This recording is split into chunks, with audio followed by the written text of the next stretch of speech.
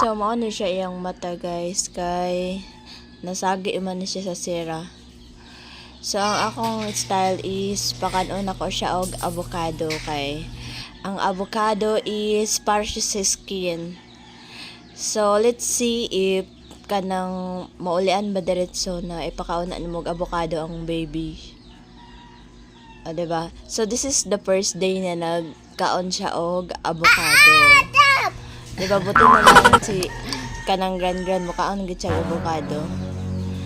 Anya, kano siya, this is only my experimentation. Kay, you know, avocado is good for the skin.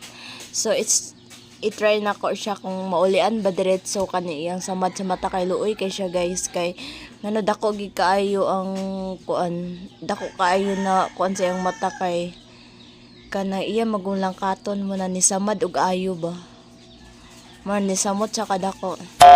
So akong gibuhat is gipainom na nako siya og kuan more water charot water, and then kuan nang gate ka nang ginapakaan ako siya everyday sa avocado.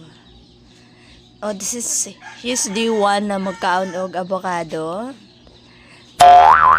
And then second day, oh lang tawa guys, grabe gid ang recovery pag ipakaon ninyo og avocado inyong mga anak na nay mga samad bitaw tanawa. O diba? Wala na siya.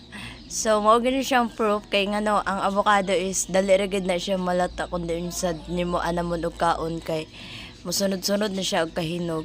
So dapat kanang anamon gid nimo kaon ang avocado, diba? So as you can see, nawala gid ang iyang samad, diba?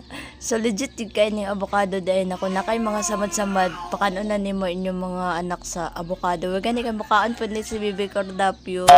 So mao lagi ni siya ba di pug ka makakaon og hirit aning avocado, kay paborito pug kay ni Bibi Cordapio. So, diba? Grabe gid ang avocado.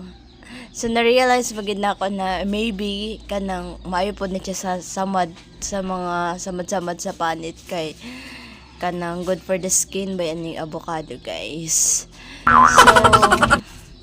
So mao na ni siya.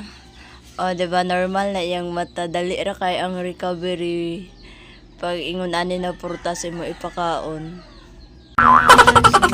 Nya sa isa ka adlaw guys, 1 to 2 ka avocado na ako ginapakaon, din na nako siya gipadugang guys, kay mahal kang kilo sa avocado diri. Sa 100 ka pilang kilo diri.